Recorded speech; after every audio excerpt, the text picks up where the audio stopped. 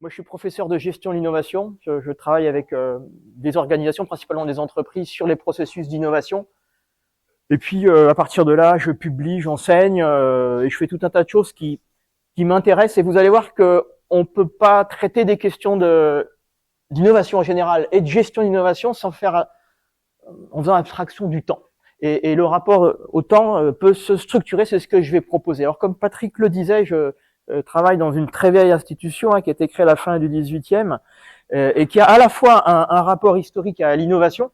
Le conservatoire est créé par les révolutionnaires français pour enseigner les arts mécaniques fin 18e, donc en fait les innovations techniques de l'époque. Et puis c'est aussi une institution patrimoniale qui, comme Patrick le disait, garde la mémoire depuis cette époque à travers tous les âges de toutes les innovations. Donc l'époque de la création, c'est la première révolution industrielle jusqu'à aujourd'hui. Donc c'est une institution du temps long.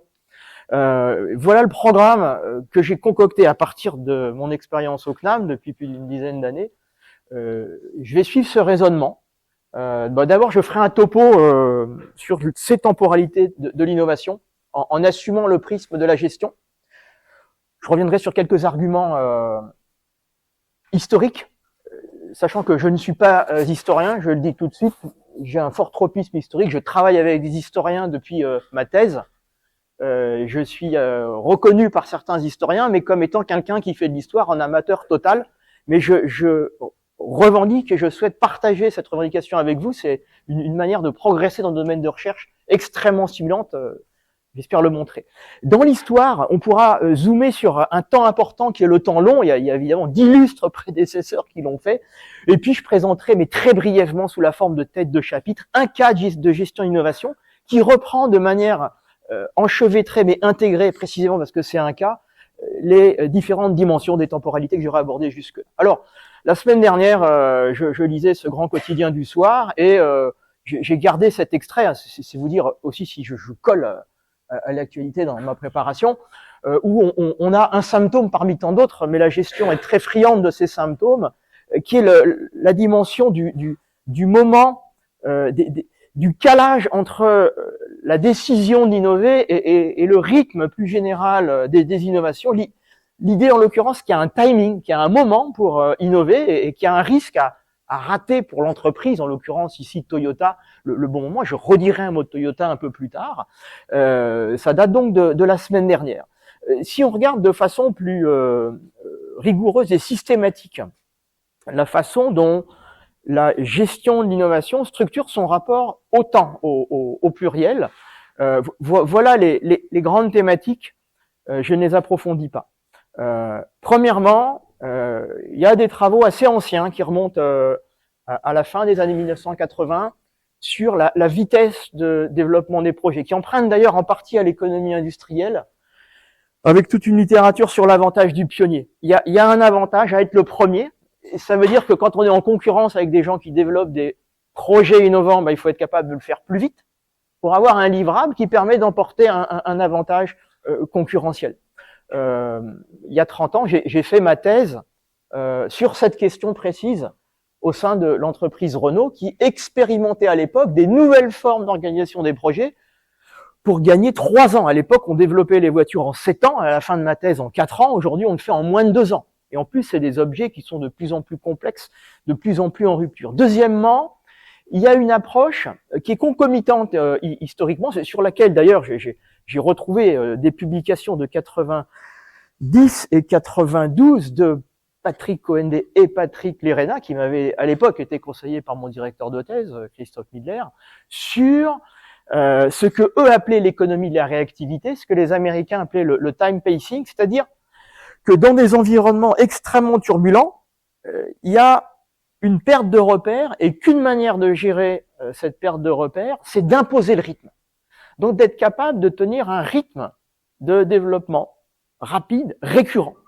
Il y a notamment Braun et Eisenhardt ont énormément travaillé sur cet enjeu, où finalement on cherche plus à s'adapter, mais on cherche à créer une référence par le rythme qu'on impose à son environnement.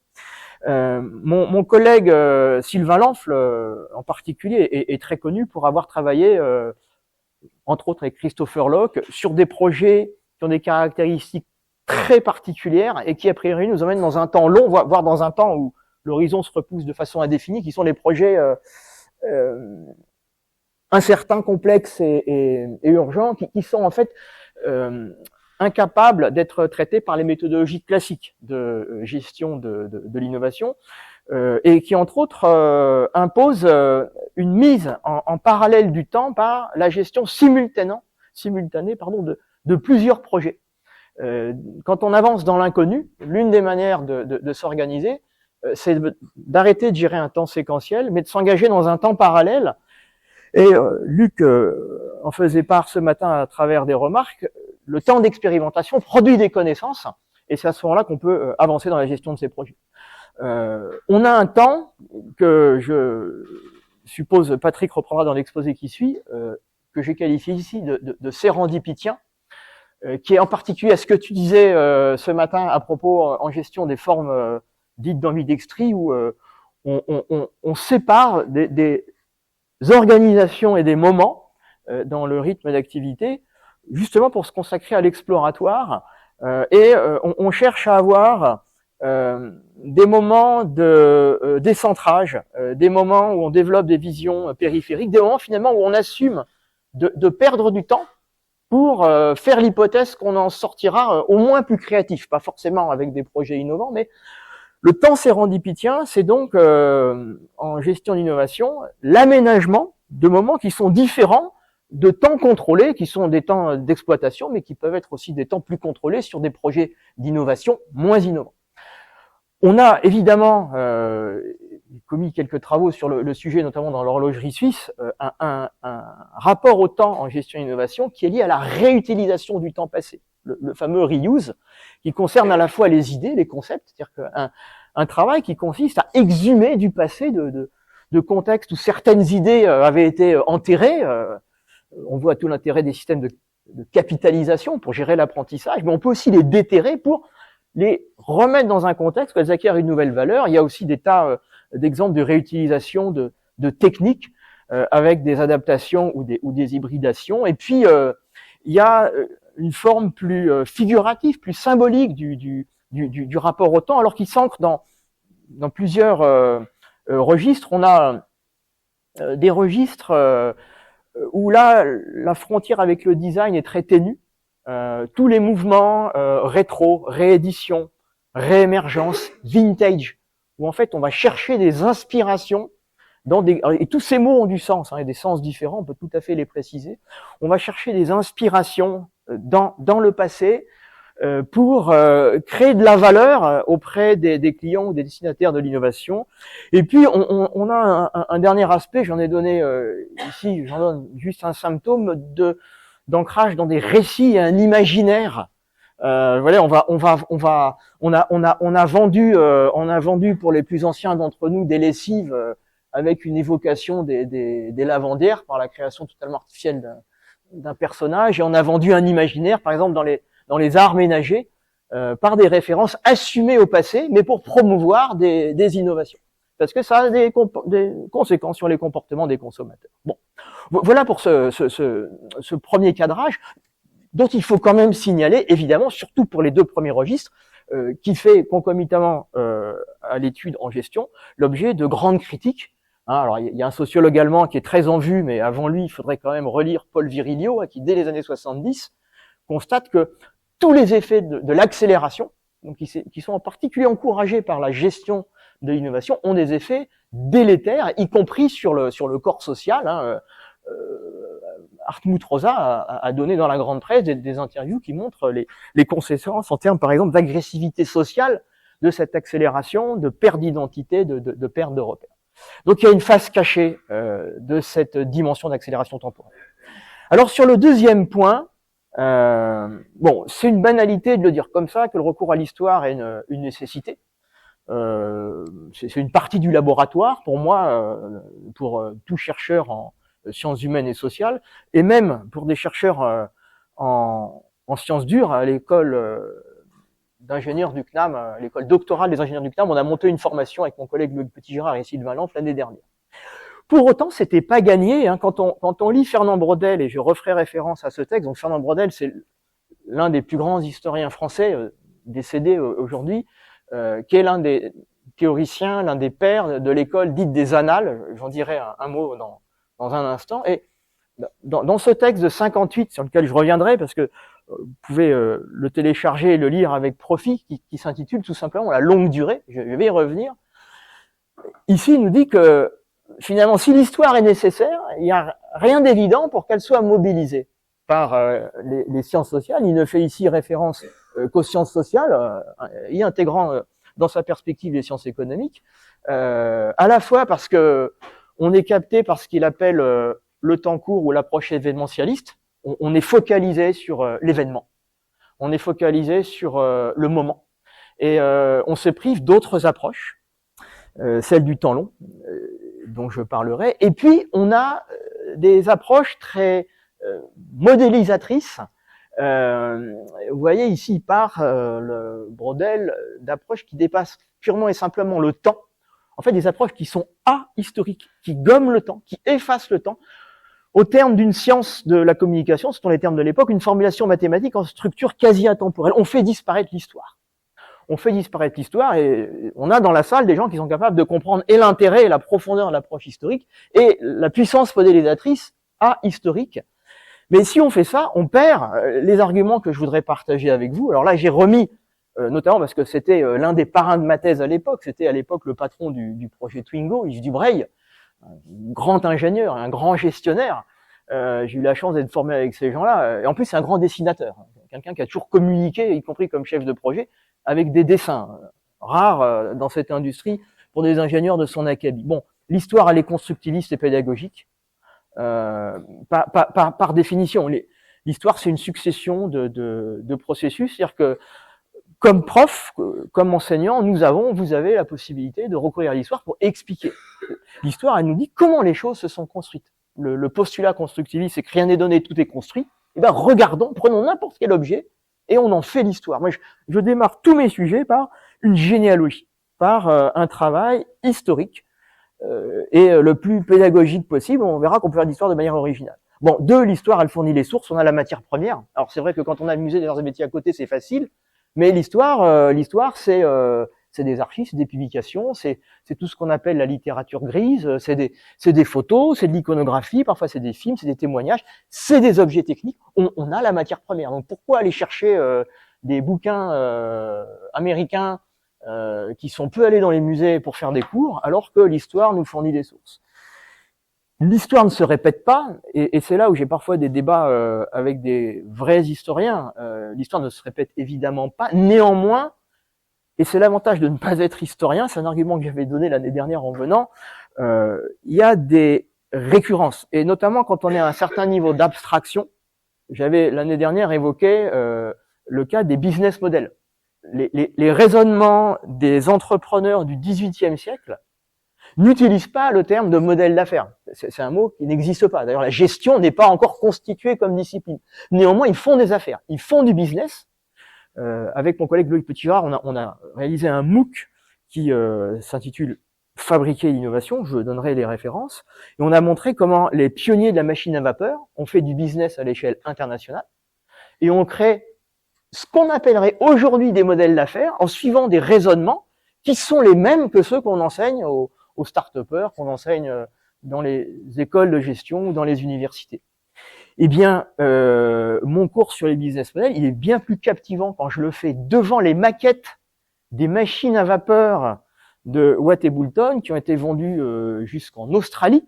Et aller en Australie au 18e, c'est pas une petite affaire, hein, notamment qu'il faut négocier les contrats avant d'emmener les machines, que si je dispense le même contenu à partir des meilleurs auteurs contemporains. Et pourtant, je fais passer le même argument. C'est-à-dire qu'à un certain niveau, on a des raisonnements qui, dans des contextes passés, sont transposables au contexte actuel. Et c'est vraiment ça qu'il faut trouver. Et finalement, les éléments de contexte servent à créer un décor, mais c'est le raisonnement qui est le support de la pédagogie et le transfert de connaissances, l'apprentissage. Et puis l'histoire, ça a une vertu. Alors en gestion, c'est très important, parce que la gestion, elle s'emballe, la gestion, elle est dans le moment, ça pose, ça calme. Quand vous avez étudié, pris le temps de comprendre la fabrique de l'innovation de Thomas Edison aux États-Unis, alors c'est vrai, c'est un homme, c'est un Américain, mais c'est plus de 1300 familles de brevets sur un seul nom. C'est un cas unique dans l'histoire. On n'a pas l'équivalent. Alors, les cas extrêmes, on leur limite, mais vous vous relevez plus la nuit pour Elon Musk ou qui que ce soit. C'est-à-dire que ça relativise complètement des effets de mode qui sont parfois très ponctuels. Alors, ce recours à l'histoire, je le disais, il a une grande vertu pédagogique. Je ne vais pas refaire mon intervention de l'année dernière, mais j'avais expliqué, en revendiquant très modestement les travaux de Gilbert Simondon, que les objets techniques nous apportent une connaissance des époques révolues et une connaissance comme au présent. C'est tout le défi pédagogique, faire parler les objets des sujets d'innovation qui nous intéressent, ou des sujets de créativité. Et je me suis depuis l'année dernière allié à quelques nouveaux collègues pour approfondir mes pratiques. Et je mets cette photo et en particulier, je rends un nouveau hommage à Howard Becker, que j'ai quand même eu la chance d'accueillir avec son épouse Diane. On a fait ouvrir le musée rien que pour lui. Visite privée, 2 heures à 3 la nuit. Voilà, pour moi, ça restera maintenant un souvenir éternel. On a quand même des joies dans nos métiers. Le MOOC dont je vous parlais, il est récupérable à partir du 1er janvier, il réouvre pour une session ouverte et gratuite. Et puis, tant que je suis dans ma minute d'auto-promotion, j'avais dit, mais je suis en plein dans mon sujet, c'est-à-dire travailler le temps long pour enseigner mes questions. L'année dernière, j'avais exposé la sortie à brève échéance d'un serious game. On en voit le bout, ça y est. On en voit le bout, un serious game qui va plonger des joueurs et tout sera distribué gratuitement à tout le monde dans l'univers de l'émergence du vélocipède dans la seconde partie du 19e siècle.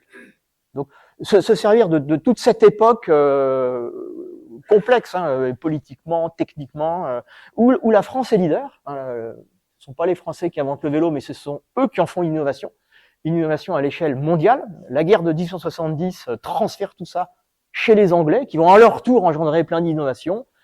Et ça permet d'inventer des personnages féminins, masculins, et de faire vivre des aventures, source d'apprentissage et d'innovation, avec mon compère, physicien et historien, Loïc Petit-Girard, devant la très belle lignée des vélos du Musée des Arts et Métiers, dans une ambiance de bande dessinée interactive, qui, en tant que prof, je l'avais dit l'année dernière, nous exige de notre part un gros travail, puisqu'il faut monter une équipe pour faire ça, pour scénariser la pédagogie et finalement créer un univers qui n'est pas du tout celui auquel on a été formé, l'amphi, les MOOC, enfin un format professoral, exactement ce que je suis en train de faire.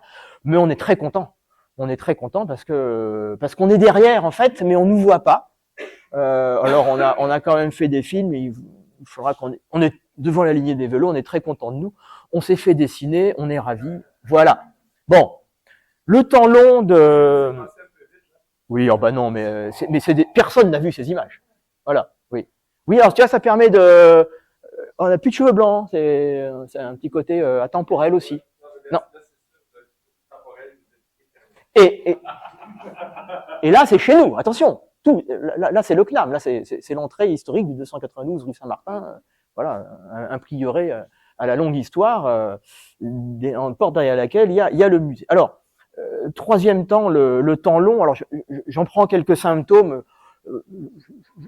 Je ne détaille pas, mais il y a des travaux ou des publications plus grand public sur le sujet. Ça, c'est l'époque à laquelle je faisais référence tout à l'heure. Mon terrain de recherche, donc il y a très longtemps, c'était le projet Twingo. Mais le projet, on ne comprend pas le lancement du projet à la fin des années 80 sans faire l'histoire du véhicule bas de gamme chez Renault pendant les 20 années précédentes. Et donc, il n'y a rien à apprendre du projet si on n'a pas la perspective de ces 20 années précédentes. Et donc, c'est un recul qui est indispensable pour comprendre les 4 ans du projet lui-même. Mes collègues ont travaillé dans la même perspective, Loïc Petit-Girard et Sylvain Lanf, sur le temps du développement des semi-conducteurs au Bell Labs. On pourrait faire la même chose dans l'automobile avec Toyota.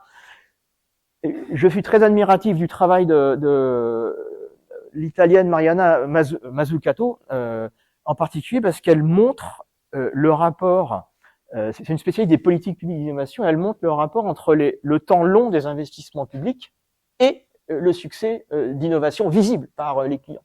Et si on remonte à la genèse des connaissances scientifiques et techniques sur lesquelles il y a des brevets privés maintenant et des produits privés extrêmement rentables, eh bien on remonte au travail, au temps long, au travail de l'acteur public. Et c'est là qu'on retrouve Braudel et son texte de 58. Alors Braudel est vraiment un auteur admirable, qui écrit très bien de surcroît. Bon, il distingue le temps court, le temps de l'histoire événementielle, il le critique, il constate que l'histoire s'en est contentée, qu'on peut pas limiter l'histoire à la description des faits, surtout si elle est chronologique, parce qu'on passe à côté de quelque chose qui est au-delà. Une histoire de longue et une histoire de très longue durée. La longue durée, c'est donc un texte de Braudel, très court. La notion apparaît dans sa thèse, mais en 58, il a un débat avec Claude Lévi-Strauss, quand même pas rien, hein, et donc la grande figure à l'époque de l'anthropologie. Et Braudel clarifie sa position, qui va devenir la position de l'histoire des annales. Donc, on a ce temps court. On a une histoire, alors que les économistes connaissent bien, hein, qui est au-delà de l'histoire des temps courts, qui est l'histoire des cycles, hein, avec des phases plus lentes, dont certaines sont récurrentes, mais on a une histoire qui est très lente. C'est ce qu'on a appelé l'histoire des couches profondes. Vous pouvez pas comprendre l'histoire du capitalisme en suivant son histoire événementielle, même en suivant l'histoire des cycles industriels. Il y a une histoire, et c'est une histoire qui, à l'heure de la crise de l'Anthropocène, est indispensable. L'histoire invisible, en tout cas à l'échelle de nos vies, même si les drames s'accélèrent, l'évolution des milieux, l'évolution du rapport de l'homme au milieu, relève de temporalités qui sont pas les temporalités traditionnellement étudiées par les historiens. Et c'est là-dessus que Braudel met l'accent. Alors, ça a différentes conséquences. Il y avait dans un autre musée, parce qu'évidemment le musée des arts et métiers est formidable, mais il y a plein d'autres choses qui se passent à Strasbourg, à Paris et dans le reste du monde, à la Cité des sciences et de l'industrie, une remarquable exposition jusqu'au mois d'avril cette année sur l'évolution industrielle, qui revendiquait de ne pas marquer les ruptures. Et c'est un des drames de l'innovation approché par le moment, le momentum, l'idée que il y a un moment, il y a un grand moment auquel on va associer une innovatrice ou un innovateur. Le temps long nous amène à considérer, eh bien, les couches profondes. Ça, c'est une photo que j'avais prise d'un remarquable panneau présentant le mythe de la révolution industrielle. D'ailleurs, c'est un mot qui émerge dans le vocabulaire d'économistes, et notamment Jean-Baptiste Say, qui est le premier économiste titulaire de la première chaire d'économie industrielle du Conservatoire national des arts et métiers en 1819, et qui va, dans un débat politique, inventer ce mot. Mais à l'époque, il y a des transformations multiples. Le rôle qu'on a attribué à la machine à vapeur a été très surestimé, en particulier en France. Et donc, pour comprendre ces effets-là, il faut passer par le temps long, y compris quand on forme des gestionnaires. En gestion, on a énormément de travaux sur le rapport entre le degré d'innovation et la nature du capital des entreprises. Un des résultats forts, mais qui n'est pas original hein, pour un public comme vous, c'est que les entreprises familiales sont plus innovantes. Alors, les entreprises familiales, elles sont très bien définies par les historiens. Et il y a notamment Jean-Claude Domat, qui est un très grand historien de la consommation, mais aussi de l'entreprise familiale, qui a travaillé sur les dynasties. On parle de dynastie quand l'entreprise passe le seuil de la 3e génération. La France est un pays où il y a beaucoup d'entreprises familiales, hein, notamment dans le tissu des PME, PMI, mais vous voyez, les dynasties, c'est une toute petite partie des entreprises familiales. Alors, ce qui est intéressant, c'est de comprendre comment les entreprises se transmettent de génération en génération et les raisons pour lesquelles ce temps long, ce temps calme, leur donne un avantage en matière de gestion de l'innovation. Voilà, donc on pourrait résumer l'argument sur le 4e avant-dernier argument sur le temps long comme une critique du court-termisme. Je reprends pas les arguments qui sont ici, mais ils sont pas négligeables. Ils sont pas négligeables, notamment, et on va le voir avec le cas, quand on interpelle les politiques publiques qui vont beaucoup sacrifier à la mode au moment plutôt que à des politiques de couverture à spectre large sur le temps long. Et le cas que je voudrais vraiment évoquer, je le développe pas. Bon, il a fait l'objet d'une publication en pleine crise Covid. Les collègues, on avait au CNAM l'un de nos collègues qui est titulaire de la chaire d'épidémiologie, Arnaud Fontanet, était au conseil scientifique mis en place par le gouvernement. Donc on a été très concerné par, comme nous, comme tout le monde, hein, par la crise Covid, mais on a été amené avec lui, avec d'autres collègues, à s'intéresser à un certain nombre de dimensions qui faisaient le lien entre nos travaux et la crise Covid. Or, il y a eu assez rapidement des publications de seconde main sur à la fois le calendrier de développement du vaccin Pfizer-BioNTech, donc les Américains et les Allemands, et puis des facteurs d'explication d'un miracle, hein, parce que pour vraiment aller à l'essentiel, là où on consommait au moins 10 ans, on a mis sur le marché un vaccin en une année. Or, ce que je veux juste pointer, et ça entrelace un certain nombre d'arguments que j'ai fait valoir, c'est une série de points. Le premier, par exemple par rapport aux objectifs incertains, complexes, à durée très lointaine, ici on a un objectif clair, unique, simple, alors qui n'a pas empêché les controverses, le sujet n'est pas là, mais qui règle la question de l'engagement, de l'allocation des ressources. On sait ce qu'on cherche. On a des technologies accélérantes, dont certaines existent déjà, hein, par exemple sur le séquençage du génome. On a, par rapport au SIDA, par exemple, on passe de plusieurs années, de 2 ans à quelques mois. On a aussi, avec l'ARN messager, une capacité à travailler synthétiquement et donc à s'affranchir du développement des virus en laboratoire. On a, et c'est très lié au point précédent, des bases de connaissances scientifiques, et notamment françaises, anciennes et robustes. Hein. Je rappelle que Jacques Monod, que François Jacob et François Gros découvrent l'ARN messager. Ils ont le prix Nobel de médecine en 1965. C'est la base scientifique. Alors, derrière, il y a tout un travail, parce qu'entre le travail de ces Nobel et l'industrialisation, la fabrication, la logistique, la supply chain d'un vaccin, il y a un énorme travail, mais sans la base scientifique, sur laquelle il y a d'ailleurs aucun paiement de redevance privée, il y a évidemment pas le moindre espoir d'innover sur l'ARN messager. On a un système absolument incroyable grâce à des plateformes de collaboration ouvertes. On a des moyens exceptionnels. Bon, rien que le gouvernement américain. Ah non, mais j'ai fini dans quelques minutes. Ce que va nous laisser le temps d'échanger, ceci dit, hein, c'est tout l'intérêt. Merci Anne-Gaëlle.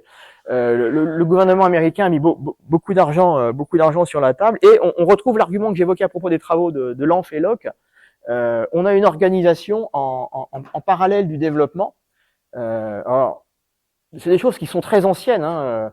On a mis en place l'ingénierie concourante dans l'industrie à la fin des années 80, où en fait on démarre des phases aval dès l'amont. On a par exemple fabriqué de façon industrielle plusieurs millions de doses, c'est Pfizer-BioNTech, de vaccins, alors que les essais n'étaient pas finis. Au mois de mars-avril 2020, le vaccin sera validé à la fin de l'année civile.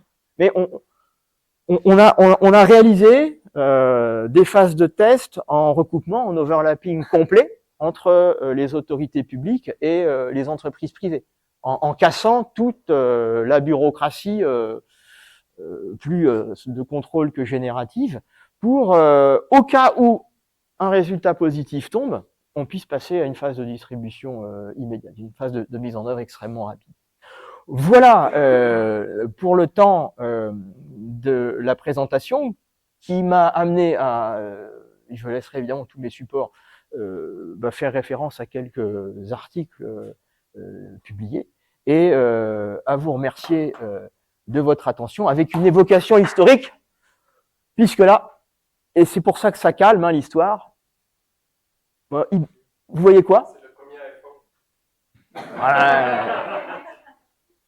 On dévoile le nom de l'iPhone en 2007, hein, c'est déjà un temps ancien pour la plupart des gens de l'amphithéâtre, enfin pas pour nous, mais non là c'est en 56, donc c'est Elvis Presley, hein, vraiment la grande star aux États-Unis à l'époque. C'est un disque dur d'IBM, donc IBM, hein, vieille entreprise de la mécanique hein, du 19e siècle, fin du 19e siècle, et les gens dans la rue regardent ce disque dur qui pèse une tonne.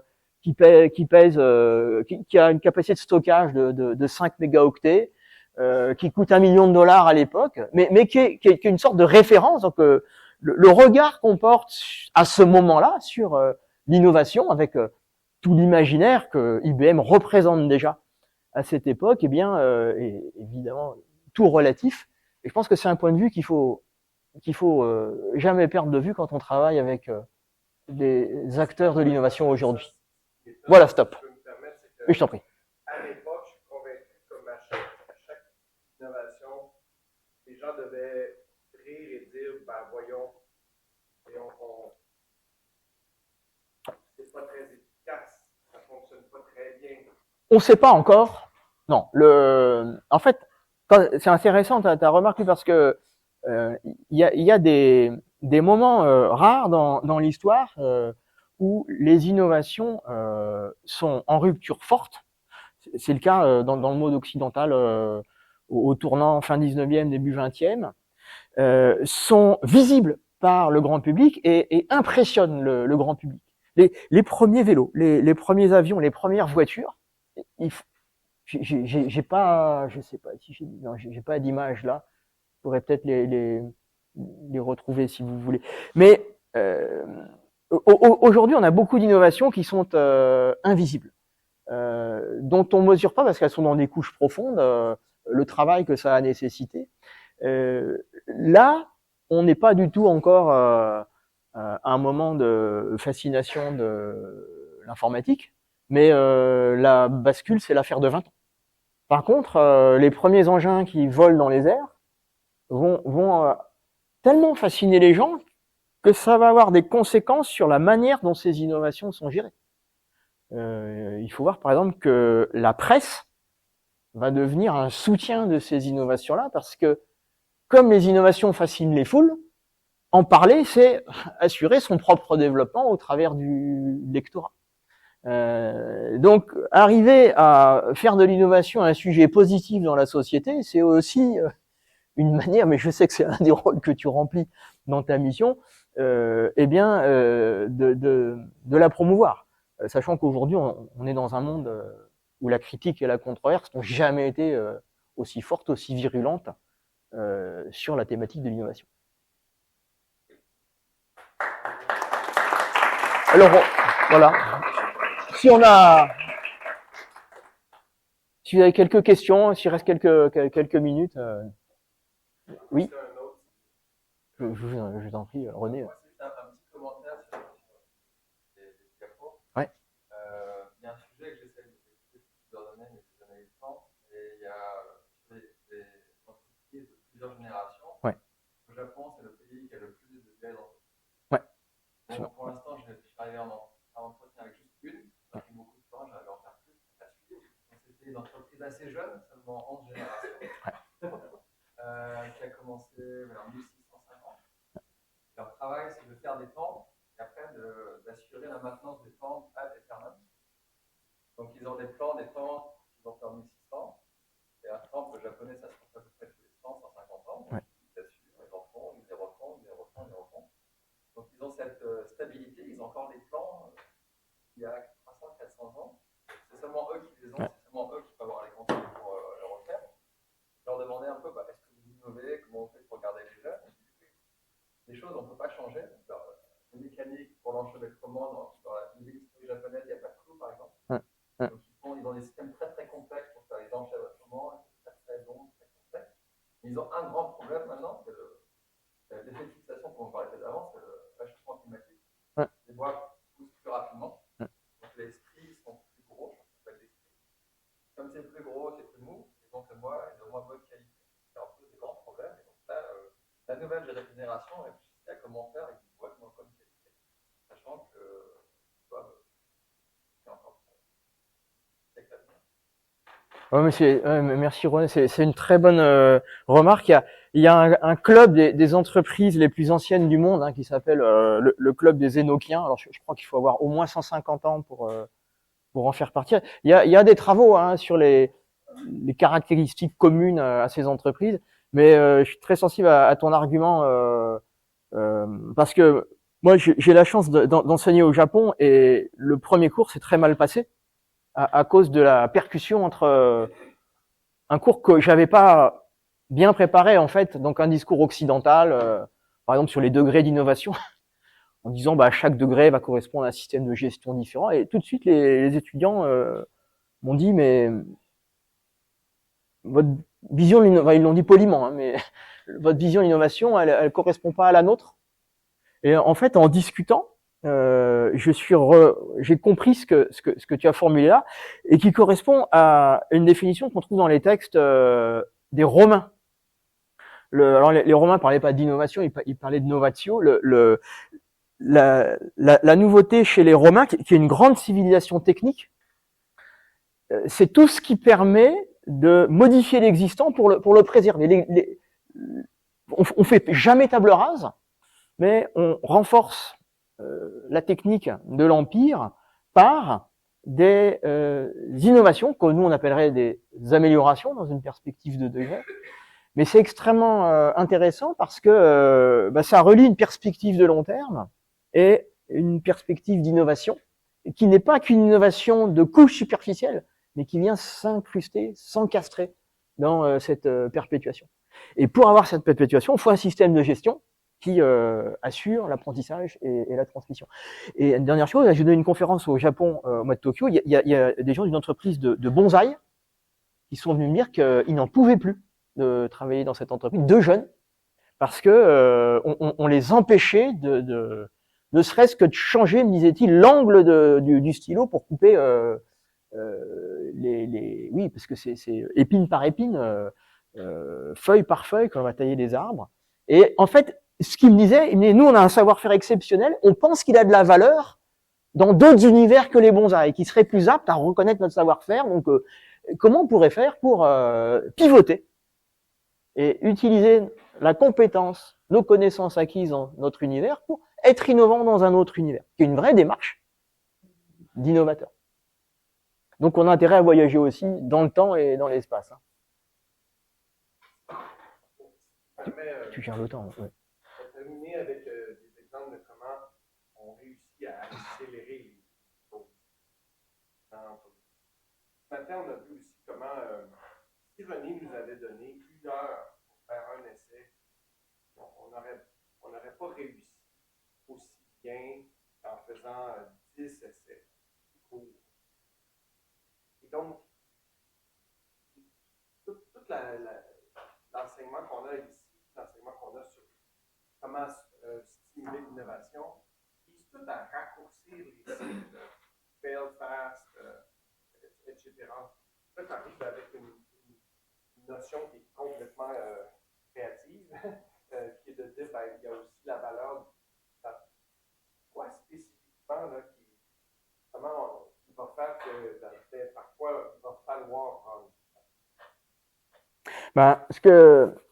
Ce que montre la littérature en gestion, c'est que il faut se presser quand on est dans un univers dont on comprend les grandes règles. Si tu veux sortir un produit qui est plus innovant qu'un produit existant, comme tu peux te comparer et que tu peux mesurer a priori la valeur, donc ex ante, la valeur supplémentaire de ton produit, tu as intérêt à te dépêcher parce que tu es dans un environnement où tu vas pouvoir mesurer l'avance par rapport à tes concurrents. Et c'est là-dessus que la plupart des méthodes et des organisations de gestion d'innovation se sont constituées. Mais quand on avance dans l'incertain, voire dans l'inconnu, c'est le troisième argument que je mettais dans ma liste, alors là, il faut prendre du temps. Parce que c'est précisément le fonctionnement en boucle courte, éventuellement sur des chemins différents et simultanés, qui va permettre d'apprendre et chemin faisant, de faire émerger. Et donc c'est vraiment la différence entre la capacité à prévoir, voire à planifier. Souvenons-nous de l'exemple de ce matin, d'un côté, et d'autre part, un environnement complètement chaotique, complètement turbulent, sans référence aucune. On en discutait à la pause, là, j'ai pas les images, mais les pionniers de l'aviation, le Français Adair qui imite la chauve-souris et qui fait un bond qui arrive pas à décoller, c'est le premier, dans l'histoire, c'est le premier engin plus lourd que l'air qui décolle. Il est au musée des Arts et Métiers. C'est un échec. Il décolle, il n'est pas contrôlé, il s'écrase. Il n'y a pas de blessés, mais on arrête les frais. 6 ans plus tard, il y a les frères Wright qui font décoller un avion. Les frères Wright, ils ont travaillé en réalisant plusieurs milliers de prototypes, des tout petits prototypes. Ils ont fait des avions en allumettes qui tiraient des ailettes, des avions en papier. Ils savaient pas où, ils connaissaient pas Adair. C'était des techniciens du vélo, donc ils n'avaient pas confiance dans leur capacité. Ils se disaient, nous, on sait faire des vélocipèdes, mais là, on s'attaque à quelque chose qui n'existe pas, que Adair, 2 ans plus tard, avait déjà appelé l'avion. Ils ont procédé en boucle courte, ils ont échangé avec tous les gens qui pouvaient les aider, notamment les physiciens. Il y avait déjà des grandes connaissances à l'époque sur l'aérodynamisme ou sur la portance. Adair, il était tout seul, sous embargo, à cause d'un contrat qu'il avait signé avec les militaires français, qui lui faisait une confiance totale, aveugle. Et quand il a lancé son proto, ce qui était le premier proto, qui avait déjà coûté une fortune et qui avait consommé 2 années de développement, il a échoué. C'est des choix d'organisation complètement différents. Et on voit bien que dans cet univers incertain, la manière ouverte, connectée, agile et systématique des frères Wright a payé. Et en même temps, quand on fait l'histoire de l'aviation, on vient aussi regarder tous les pionniers qui ont emprunté d'autres chemins, y compris les gens qui ont fait voler des choses avant les moteurs, pour comprendre la démarche et intégrer toute l'histoire de l'aviation dans un continuum.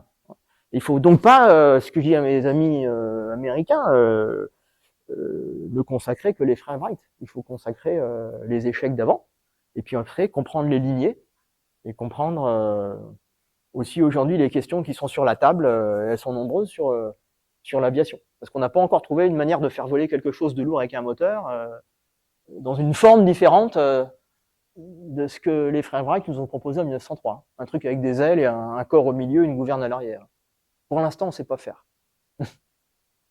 Mais voilà. Mais prendre du temps, c'est un vrai problème de management.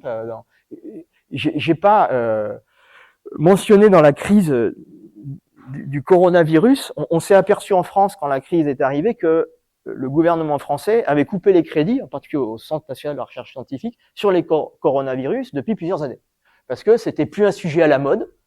Politiquement, ça pesait plus dans les demandes de subventions, comme tout se passe sur appel à projet. C'était plus un sujet. De même que quand les tours sont tombées en 2001 aux États-Unis, on n'avait plus aucun spécialiste à l'EHESS capable de comprendre les conflits entre les tribus locales, d'où venaient les terroristes. On fait des paris sur une connaissance utile dans un contexte de la couche superficielle. Or, il faut faire des paris auxquels on n'est pas capable de rattacher des résultats à court terme. Et ça, c'est des choix de politique publique ou d'entreprises qui ont le temps pour elles. Les dirigeants éclairés, Inamori au Japon, qui est mort l'année dernière, mais qui a fait l'objet de publications remarquables, qui est un des dirigeants les plus vénérables de l'histoire du Japon.